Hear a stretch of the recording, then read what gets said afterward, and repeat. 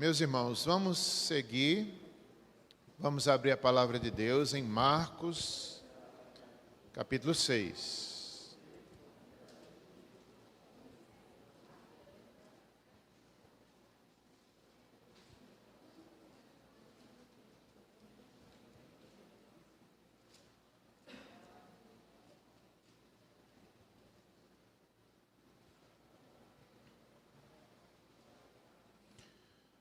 Vamos fazer essa leitura do capítulo inteiro, de Marcos, capítulo 6. Os que estão em casa também podem acompanhar a leitura. Vamos tentar dar vencimento a todo o conteúdo do capítulo 6, ainda que de forma breve, mas a nossa intenção é que a gente possa meditar em todo o capítulo 6, de forma resumida. Nós veremos aqui que Jesus prega em Nazaré, é rejeitado pelos seus. Veremos também as instruções para os 12. A morte de João Batista, que é narrada de forma triste. João Batista. E também a primeira multiplicação dos pães. Jesus anda sobre o mar. E Jesus em Genezaré. Meus irmãos, se comparado ao capítulo 5, que foi estudado a semana passada, que era um capítulo cheio de fé, onde o endemoniado foi curado, a mulher tocou nas vestes de Jesus, Jairo, sua filha ali enferma, a menina é ressuscitada, ela morre ressuscitada, Jesus disse para ele, crê somente. Todo o capítulo 5 é um capítulo de muita fé, de maravilhas, as pessoas criam. E não só nesse capítulo 5, mas outros momentos que temos estudado, o leproso se prostra, é curado. E tanta admiração da multidão, muitas vezes, e ficavam admirados com o Evangelho, com Jesus. Já no capítulo de hoje, é o contrário, irmãos. Poderíamos dizer, segundo alguns autores, que é aquele capítulo da incredulidade, misericórdia. O capítulo da incredulidade. Nós vamos encontrar muita incredulidade e é uma advertência para nós. Cuidado com a incredulidade. Cuidado. Aqui é a incredulidade de Nazaré. Até os discípulos aparecem um pouco incrédulos. A falta de fé de Herodes também é citada. Então, é um ensino e é uma advertência para nós. Nazaré, a cidade que Jesus cresceu, incrédula. Que tristeza. Os discípulos veem a multiplicação dos pães e como que não entendem, ficam incrédulos. Jesus faz poucos milagres ali em Nazaré. É uma grande advertência, esse capítulo. Cuidado com a incredulidade. Nosso coração é incrédulo, muitas vezes. Nós devemos ser crentes, nós devemos confiar, nós devemos descansar, reconhecer o poder de Deus. Que tristeza é a incredulidade, a rebeldia, o coração frio, ingrato, murmurador. É o contrário da fé, é a murmuração, é a insatisfação. Tantas coisas podemos aprender. Vamos fazer a leitura de todo o capítulo 6. Eu vou ler. Os irmãos acompanhem, já meditando nisso que foi aqui falado inicialmente. Tendo Jesus partido dali, foi para a sua terra, e os seus discípulos o acompanharam. Chegando o sábado, passou a ensinar na sinagoga, e muitos ouvindo se maravilhavam, dizendo: de onde vem a estas coisas? Que sabedoria é esta que lhe foi dada? E como se fazem tais maravilhas por suas mãos? Não é este o carpinteiro, filho de Maria, irmão de Tiago, José, Judas e Simão? E não vivem aqui entre nós as suas irmãs? E escandalizavam-se nele. Jesus, porém, lhes disse: não há profeta sem honra, senão na sua terra, entre os seus parentes e na sua casa. Não pôde fazer ali nenhum milagre, senão curar uns poucos enfermos impondo-lhes as mãos. Admirou-se da incredulidade deles, contudo percorria as aldeias circunvizinhas a ensinar. Chamou Jesus os 12 e passou a enviá-los de 2 a 2, dando-lhes autoridade sobre os espíritos imundos. Ordenou-lhes que nada levassem para o caminho, exceto um bordão, nem pão, nem alforge, nem dinheiro, que fossem calçados de sandálias e não usassem 2 túnicas. E recomendou-lhes, quando entrassem em alguma casa, permanecei aí até vos retirardes do lugar.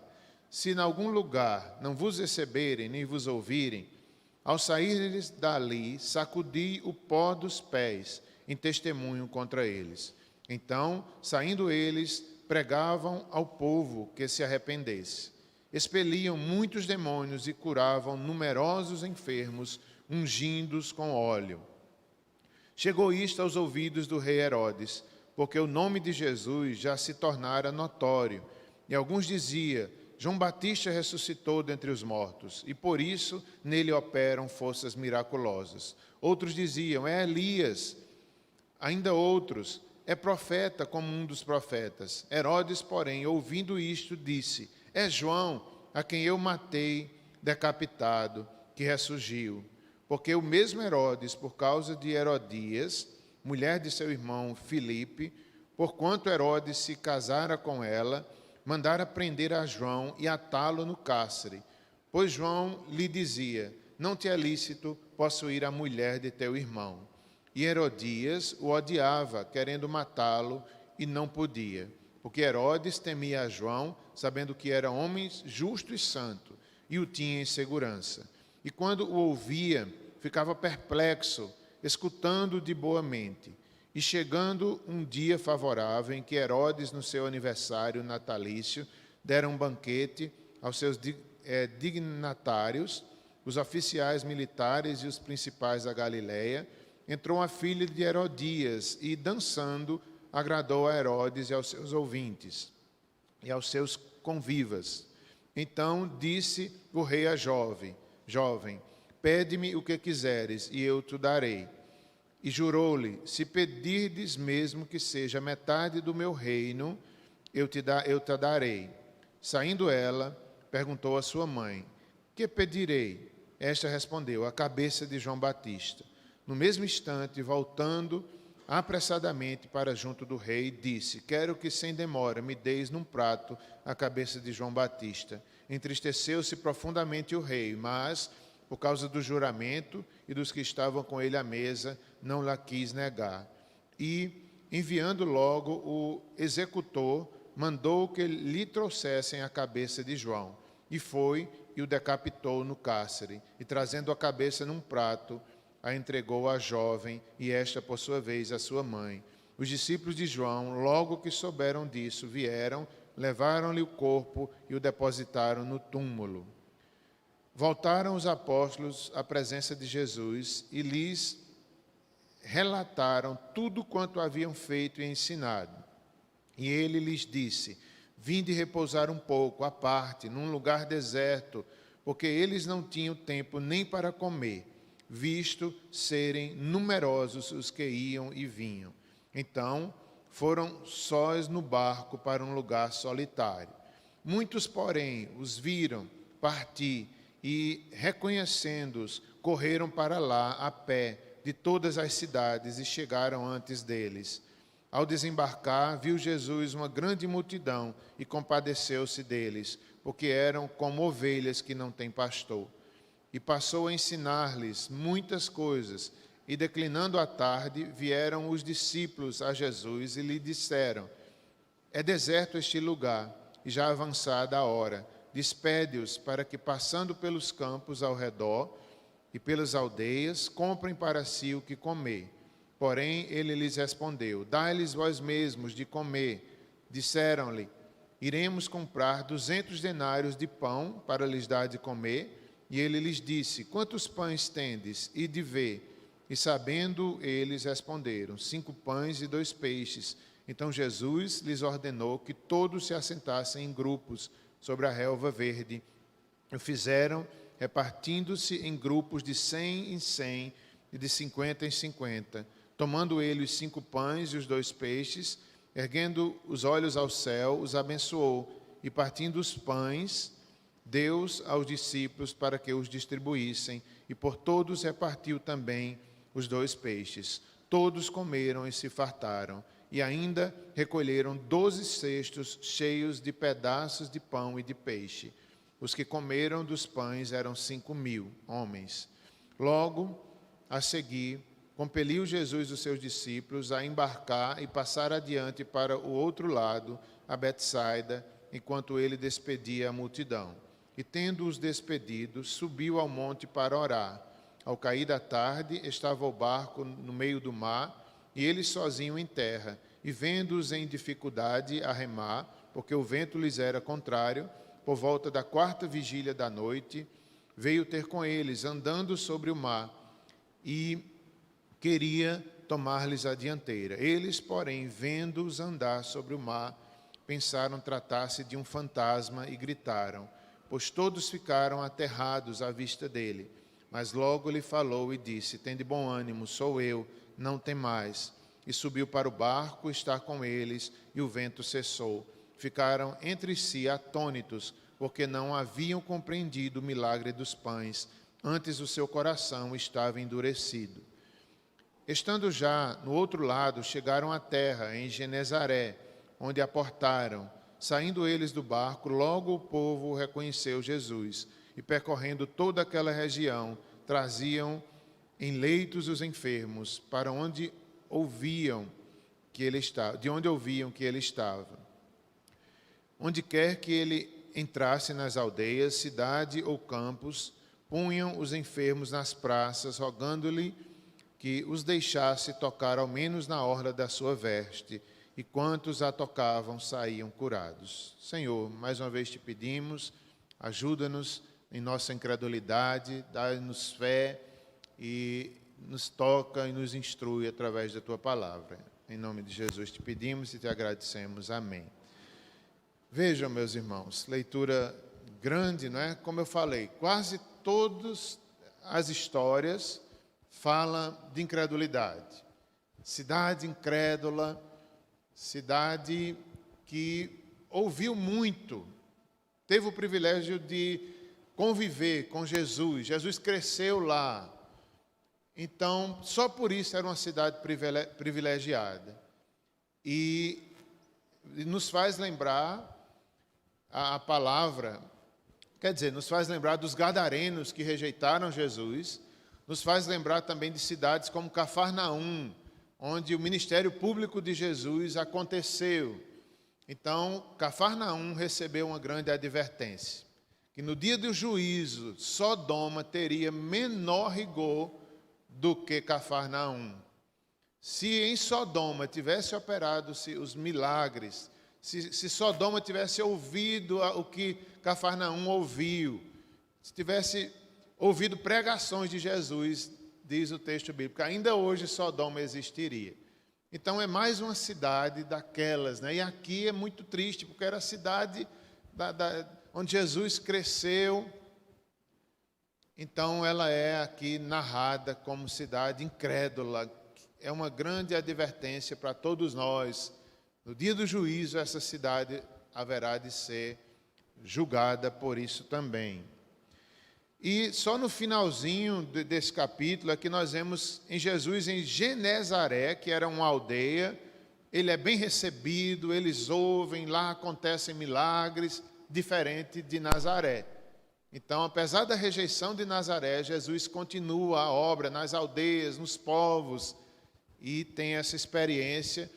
Alguns estudiosos acreditam que a visita de Jesus a Nazaré não foi uma visita, digamos assim, simples, domiciliar, somente turismo ou rever o seu povo. Não, os 12 estavam com ele. Certamente foi uma visita ministerial, intencional. E isso é relevante também. Os 12 estavam ali com Jesus. Vemos nos textos de Mateus 13, nós não vamos ler agora, mas quem quiser ler em casa, a mesma história, Mateus 13, 53 e 58, e Lucas 4, 16 a 30. Meus irmãos, nós não vamos ler, mas o texto de Lucas é riquíssimo.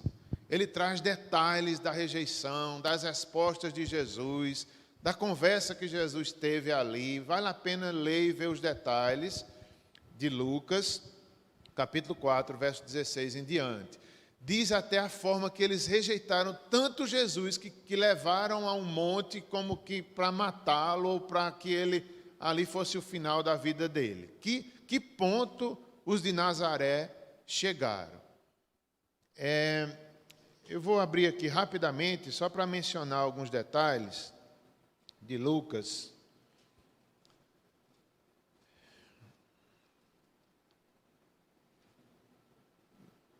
Lucas 4, eu estou no verso 18. É aqui em Lucas que nós vemos que o texto que Jesus leu ali na sinagoga de Nazaré foi Isaías 61. O Espírito do Senhor está sobre mim. Então, quando Jesus leu, eles receberam de bom grado inicialmente. Jesus disse, eu sou o cumprimento. Eles se alegraram ali, mas logo veio a incredulidade.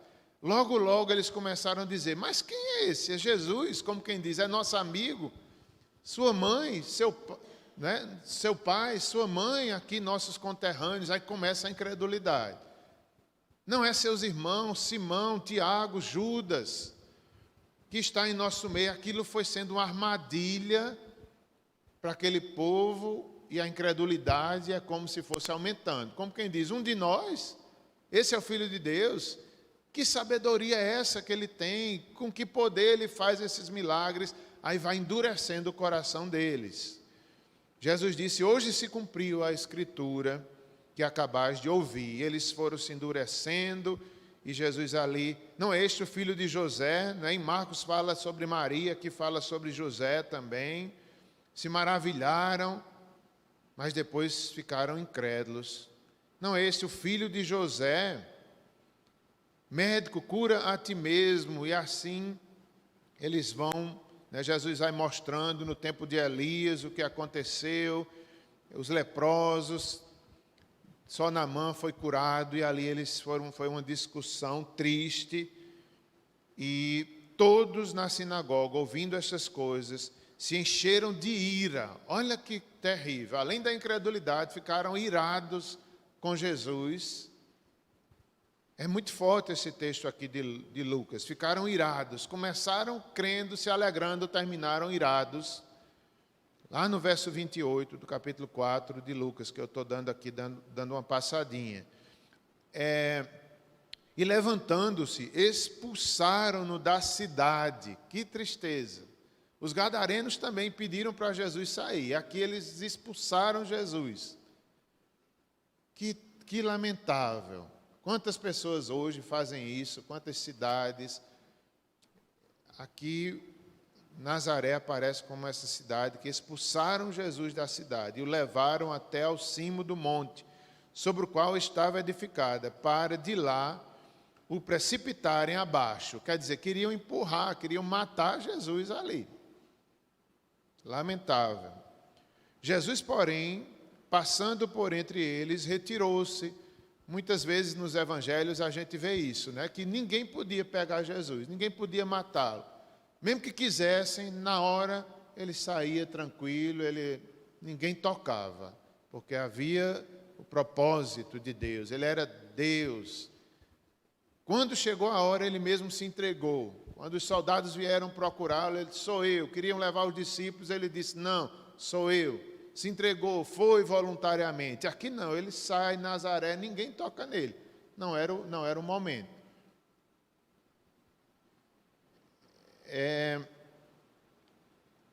Acredita-se que essa rejeição de Nazaré foi tardia, não foi inicialmente, mas depois, já caminhando para o final do ministério de Jesus, nessa visita que ele fez ali, ministerial, digamos assim, então foi algo mais forte.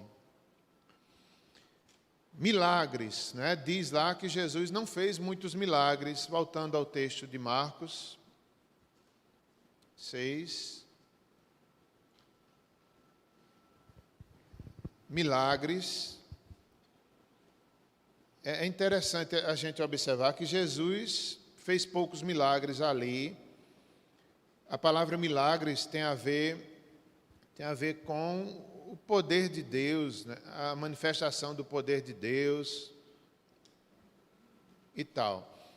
Então, milagres, veja só, isso aqui são palavras do comentarista Hendricks, eu achei tão valioso. Milagres têm pouco valor para quem não tem fé.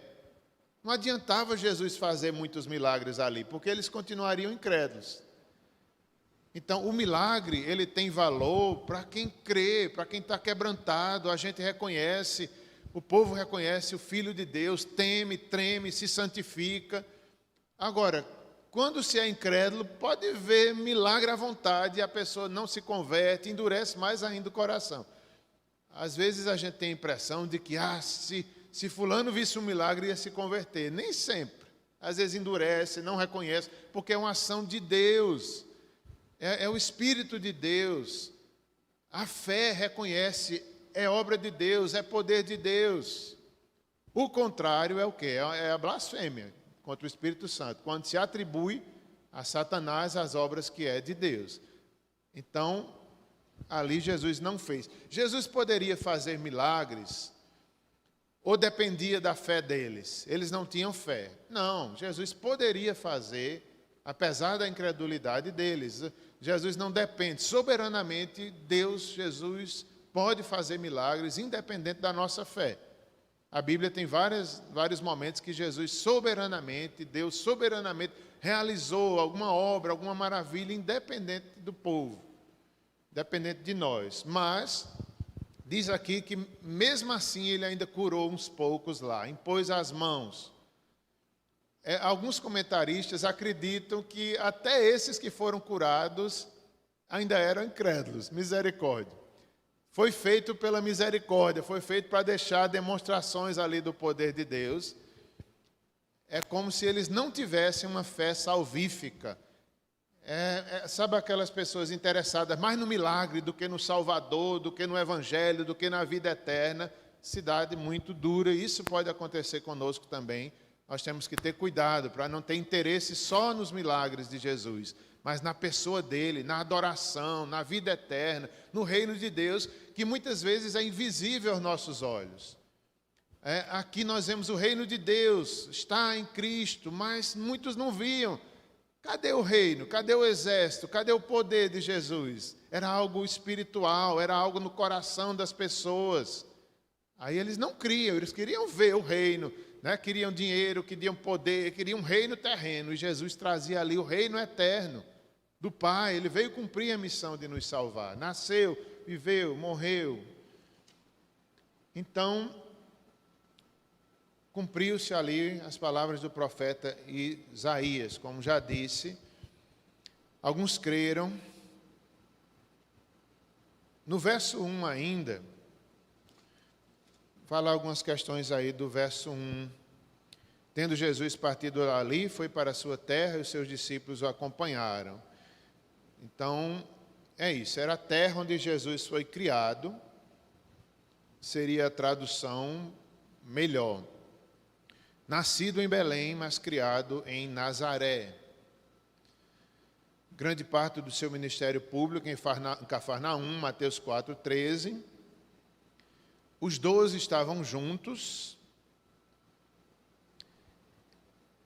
Isaías prediz, nesse texto de Isaías 61, que na era por vir, o Espírito viria sobre o ungido de Deus, que proclamaria boas novas para os pobres, libertação aos cativos, vista para os cegos e anunciar o ano aceitável do Senhor. Então o profeta havia dito, chegaria esse tempo, chegaria o tempo do Messias e chegou em Cristo Jesus.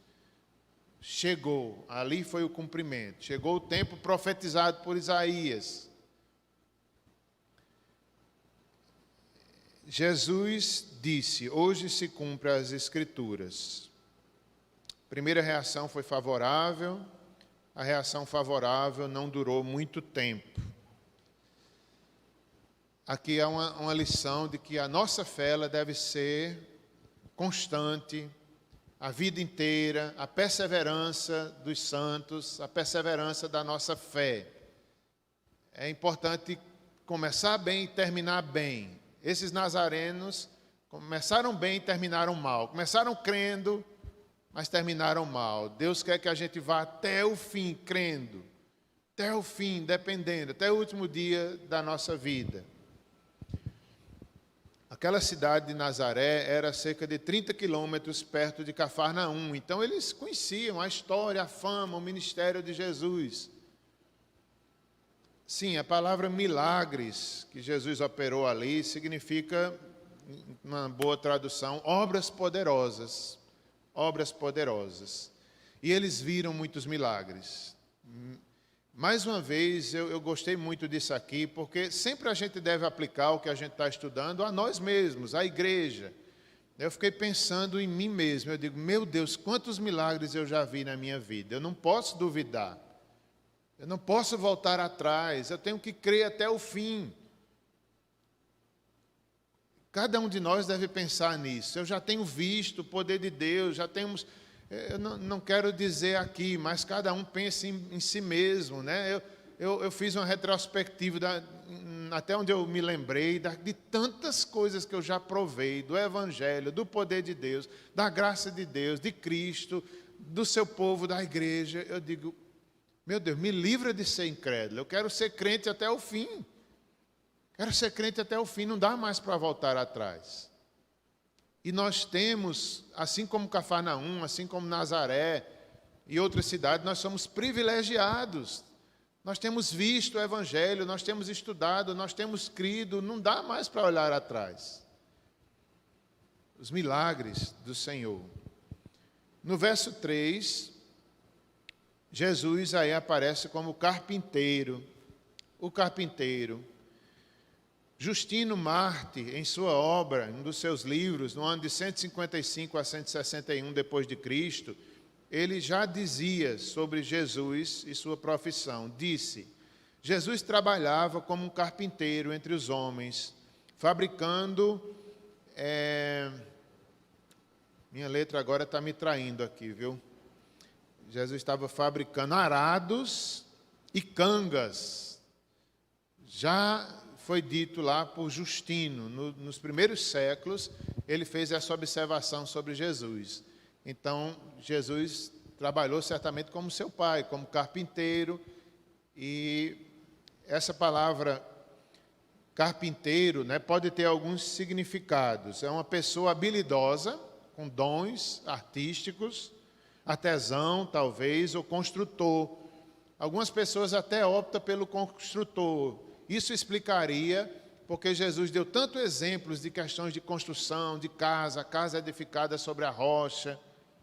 No entanto, se acredita que era carpinteiro mesmo, trabalhava com madeira, sabia fazer obras artísticas, engenhosas, tinha habilidade, como o seu pai terreno também tinha.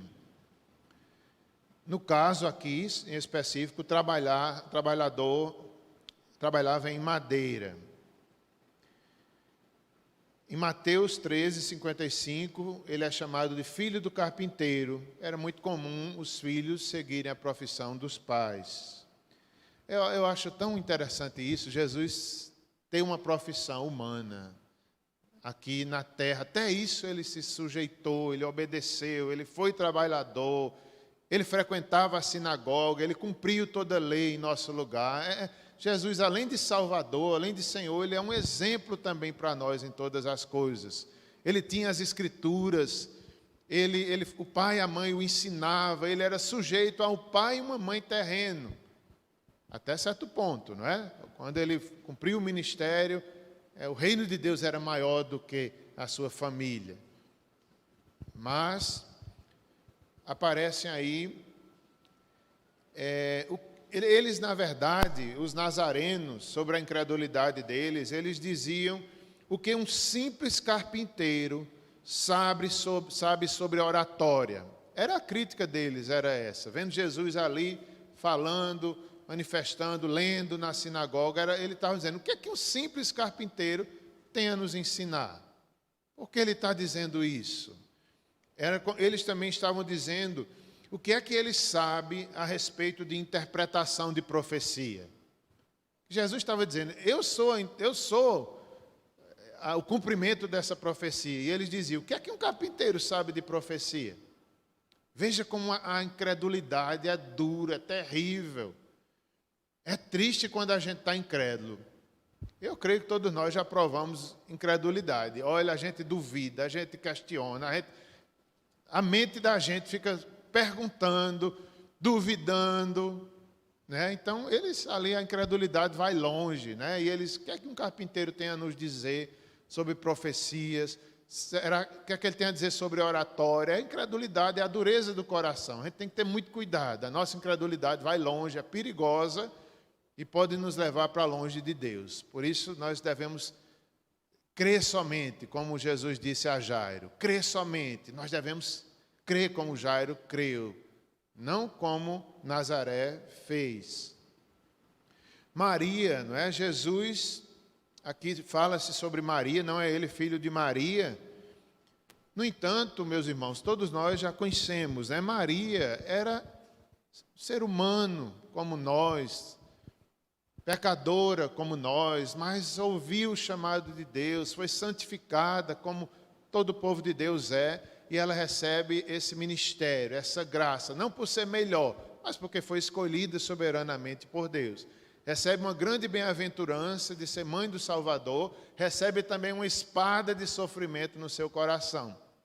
Ela viria Jesus na cruz, a mãe, humanamente falando, vê um filho sofrendo, ela guardava no coração todas as coisas que ouvia, sabia as profecias que Simeão falou, que esse menino será para bênção, mas também será para escândalo, os que crescem seriam salvos, os que rejeitassem seriam confundidos. Então tudo aquilo ali era uma espada, especialmente a crucificação. Mas Maria era humana, Maria não era divina. Jesus sim, o Filho de Deus. E a Bíblia dá a entender que Jesus, porque é o seguinte, nós sabemos que a Igreja Católica procura trazer essa doutrina, né, da virgindade perpétua de Maria, de que ela foi virgem a vida inteira. Para nós evangélicos não há necessidade disso, não é porque ela continuou casada com José, que teve filhos depois, isso não diminui o seu ministério, não diminui a sua função de mãe terrena de Jesus. Ela era uma mulher de Deus, santa. Eu não sei qual é a intenção da Igreja Católica em perpetuar isso, né? Acaba se dando uma divindade a ela, ela se torna intercessora, ela se torna santa. Não, a Bíblia nos ensina, há só um mediador entre Deus e os homens. Por isso que nós amamos Maria, mas nós sabemos que ela é humana, ela é um instrumento, ela não é divina. As pessoas pensam que os crentes não gostam de Maria. Não, nós reconhecemos o instrumento que ela foi, mas não podemos adorá-la, nem mesmo que ela seja intercessora, porque a Bíblia não ensina, nós vamos a Deus através de Cristo. Eu penso que também, talvez as pessoas queiram santificá-la como virgem perpétua, porque é como se tivesse algum preconceito sobre sexualidade. Sexo não é pecado. Sexo é uma bênção de Deus, vivida no casamento. Não é o sexo que nos torna mais pecadores, não. Então, se Maria casou e teve filhos, ela não pecou por isso. Ela casou, nós sabemos que ela casou. E o que a Bíblia dá a entender é que José não a conheceu até que o menino Jesus nasceu. Qual é a ideia? É que depois ele a conheceu, depois ele viveu normalmente com ela como esposa. Isso não diminui nenhum dos dois. Era um casal de Deus, e sexo faz parte do plano de Deus, filhos também. E isso nos ensina, né, a santidade do sexo, a importância do casamento. Nós vamos ver também nesse texto lido que João Batista sofreu porque foi contra o adultério, foi a favor do casamento. Teve a cabeça decapitada.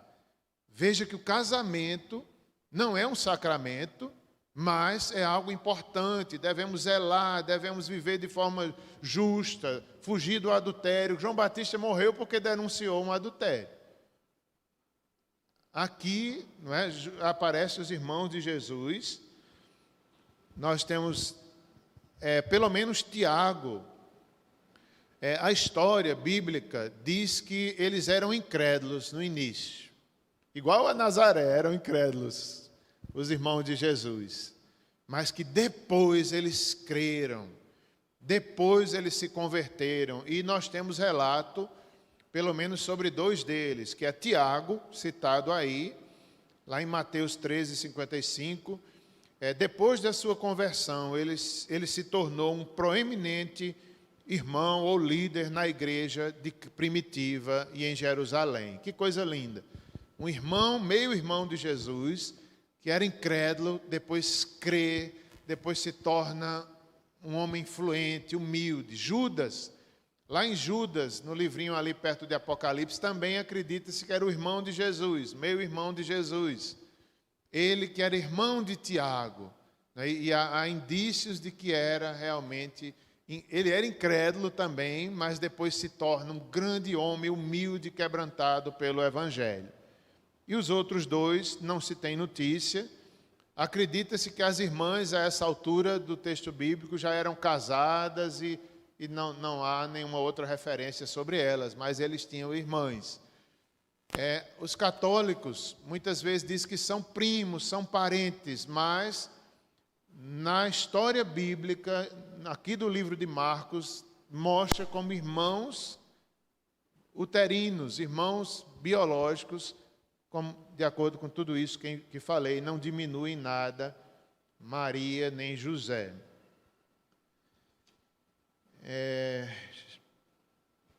Versículo 4.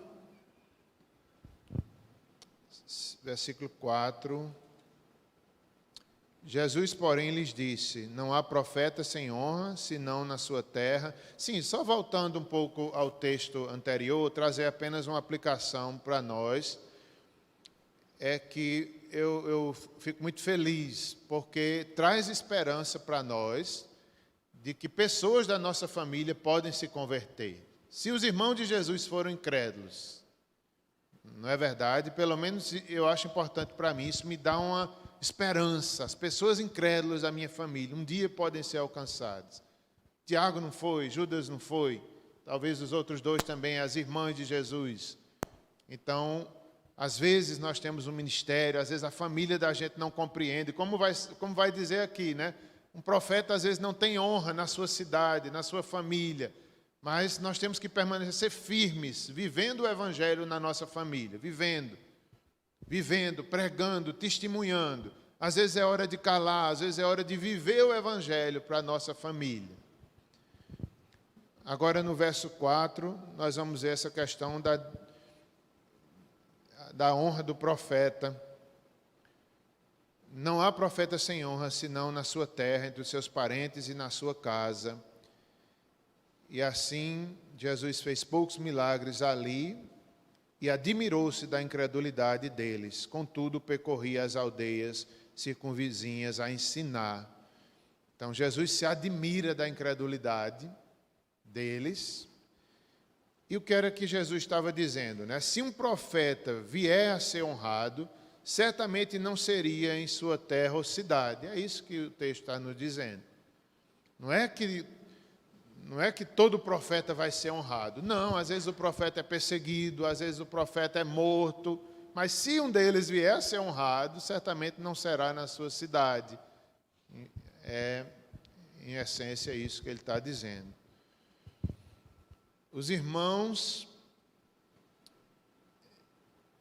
Sobre os irmãos de Jesus ainda, a descrença inicial foi substituída pela graça de Deus.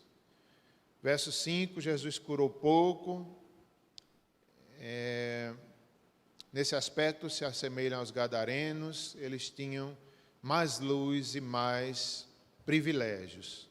No verso 5 nós vemos que quanto mais luz nós temos, quanto mais privilégio, mais rigor nós teremos. Eles foram criticados porque tinha muita luz, tinha muito entendimento, então grande crítica ali em cima dos nazarenos. Isso é importante para nós. Quanto de luz do Evangelho nós temos? Quanto já conhecemos? Então é grande a nossa responsabilidade e nós devemos pensar nisso também. Bem, meus irmãos, vou tentar ser um pouco mais rápido. Jesus se admirou da incredulidade deles. Eu não quero demorar muito, mas tentar concluir sem correr muito. Versos 7 a 13, Jesus instrui os 12 discípulos. Agora eles já tinham visto Jesus curar, eles já sabiam quem era Jesus. Jesus falava por parábolas, mas dizia a eles em particular. De tal forma, lá pertinho de Jesus morrer, Jesus fala abertamente para eles, lá no Evangelho de João, e eles dizem, o Senhor não fala mais por figura, e Jesus diz claramente, depois da ressurreição, quer dizer, então eles estão aqui preparados. Chegou a hora deles irem continuar a obra de Jesus. Jesus iria para o céu e ficariam ali os 12, ficaria o fundamento da igreja e eles vão de 2 em 2 pregar, curaram, libertaram pessoas. O que Jesus fez, Jesus deu autoridade para eles fazerem também. É impressionante. A autoridade que Deus deu a homens, eles eram homens como nós, mas foram escolhidos, ensinados, discipulados, chamados, até que agora vão e preguem o Evangelho. E isso, meus irmãos, é a missão da igreja: pregar, ensinar, curar, libertar no nome do Senhor. Quem faz é Deus. Se nós fôssemos analisar, eles voltaram felizes pelo que Deus fez, voltaram cansados. Jesus trata eles com carinho, vão descansar, porque diz aqui o texto que eles não tinham tempo para nada. Eles viviam cansados, as pessoas vindo à procura deles e querendo ouvir, querendo o Evangelho, e assim eles estavam cansados, e Jesus os trata com carinho, manda descansar, e eles vão para o lugar deserto. A multidão não deixa eles em paz, como não deixavam a Jesus, e Jesus se compadece da multidão como ovelhas que não têm pastor. Também o cumprimento da profecia que dizia que Deus mesmo iria atrás das ovelhas perdidas de Israel. Então Jesus cumpre literalmente essa outra profecia. Ele vai nas aldeias, ele vai procurando as ovelhas perdidas de Israel, que tinham sido abandonadas pelos líderes, pelos religiosos, mas Jesus, o verdadeiro pastor, vai à procura das ovelhas. Ele se compadece daquela multidão e que vinha de todos os lugares, da Galiléia e tudo mais, e ali ele faz a multiplicação dos pães. A multiplicação dos pães tem muito a nos ensinar sobre a divindade, o poder. É uma comparação bem interessante sobre o Êxodo, sobre Moisés. Jesus é maior do que Moisés, ele é a nova aliança, é o mediador perfeito. Moisés, Deus usou para trazer o maná ali no deserto, cada dia. Mas Jesus é o pão do céu, é maior do que o maná, a nova aliança. Outra coisa, ele é o nosso provedor espiritualmente, provedor materialmente.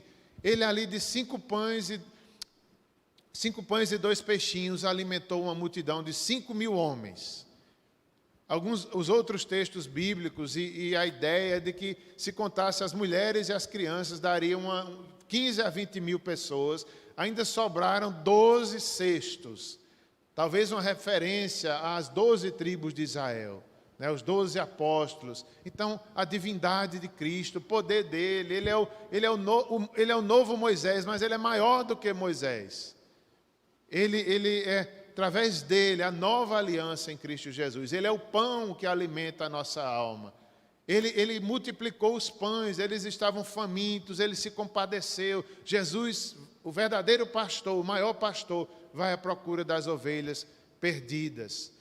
E é isso, né? De forma também, nós devemos confiar que Deus que nos dá o pão nosso de cada dia. A gente às vezes, né, pensa... Os irmãos que estão fazendo aí o concurso hoje, ou vão fazer, eu sei que tem alguns aqui que vão fazer, né? Vocês devem fazer com essa fé. É Deus que me dá o pão de cada dia. Faça tranquilo. Se for da vontade de Deus, Ele vai lhe dar. Porque Ele está no controle dele. Né? O pão de cada dia. Eu lembro que eu fiz concurso, quer dizer, acho que eu nunca fiz concurso. Eu fiz o quê, meu Deus? Sim, vestibular. Meu primeiro vestibular, já fiz vários, mas desde o primeiro eu fazia tranquilo. Eu dizia, se Deus quiser que eu passe, eu vou passar, se não, eu vou... Pensa, uma pessoa tranquila fazendo vestibular era eu. E tinha hora que eu não queria nem passar. Eu fazia porque eu dizia, eu vou fazer para não ficar me criticando depois e dizendo que eu não fiz o que era para fazer. Eu vou fazer, mas eu queria era ir para o seminário. Mas acabei passando. Minha mãe, alguns anos atrás, eu acho que ela tinha 40 anos, ela já tinha profissão, já tinha trabalho, mas resolveu fazer um concurso na prefeitura aqui de Campina Grande. Eu, pequenininho, ia assistir aula com ela, que ela fez uma pós-graduação. Eu tinha que ir, eu ficava às vezes revoltado. Eu dizia, não precisa não, já tem trabalho, por que está querendo fazer? Eu querendo mandar na minha mãe. Para que fazer concurso? Já tem formatura, para que fazer uma pós-graduação? Mesmo assim ela fez concurso da prefeitura, achava que não ia passar, passou em primeiro lugar, irmãos. Primeiro lugar ela passou. Aí Deus deu um novo emprego, ela trabalhou e hoje é aposentada dos 2 trabalhos. Então é a provisão de Deus na família, vem de Deus. Estude, faça a sua parte, mas é Deus que multiplica os pães, é Deus que nos dá o pão nosso de cada dia. Quando no Pai Nosso fala do pão nosso de cada dia, certamente não está falando de riquezas nem grandezas. Ele pode até dar, se Ele quiser, mas ali é o pão diário. Deus que sustenta as suas criaturas. Eu falando ontem com o irmão Pedro, lá em Pedra d'Água, ele me dizia, ele é agricultor, ele dizendo dessa transformação da zona rural, que antes eles plantavam, esperavam a chuva, e Deus mandava com dificuldades, eles clamavam, eles trabalhavam, e ele dizendo que hoje o povo não quer mais plantar, e as chuvas diminuíram lá. E ele, na visão dele, é porque o povo não planta e o povo não clama, então Deus não manda mais chuva, mas manda o pão de outra forma. Né? Então, como é interessante isso, é Deus que controla, façamos a nossa parte, estejamos satisfeitos com o que Deus nos dá, seja pouco ou seja muito, é o pão nosso de cada dia. Possamos saber viver com o que Deus nos dá. Não adianta, realmente a gente faz a parte humana, mas a resposta certa virá do Senhor. Então façam a prova tranquilos. A multiplicação dos pães, a morte de João Batista, Jesus anda por sobre o mar, eles achavam que era um fantasma, né? Vejam como os discípulos estavam incrédulos, não tinham entendido nem a multiplicação dos pães, era o coração humano deles, eles estavam ali na dificuldade, estavam sendo treinados para o ministério, não entendem a multiplicação dos pães. Agora, quando estão em alto mar, por volta de 3 horas da manhã, Jesus vê e vai ao encontro deles andando por sobre o mar e eles se assustam, acham que é um fantasma. Eu digo, meu Deus, como eram humanos, como eram frágeis. Achar que era um fantasma e se admiraram e tiveram medo. Eu digo, ô discípulo medroso, está igual a mim. Né? A gente é humano, eles temeram, achar que era alguma coisa, né? A palavra aqui é fantasma. Mas era o Filho de Deus, eles creram, eles foram, reconheceram, viram que Jesus tem poder de andar sobre o mar.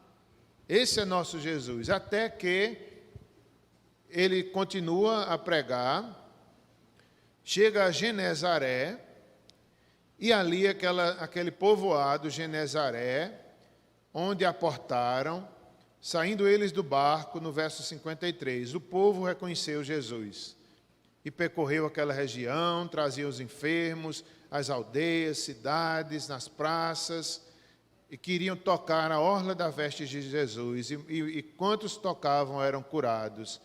Então, finalizando, irmãos, ali eles receberam a Jesus, reconheceram a Jesus, diferente de Nazaré. Genezaré é crente, teme, abre as portas para Jesus, crê, e assim deve ser a nossa vida. Não como Nazaré, nós temos visto muito de Deus, não podemos mais negar, não podemos olhar atrás. Quem tem posto a mão no arado não pode mais olhar atrás.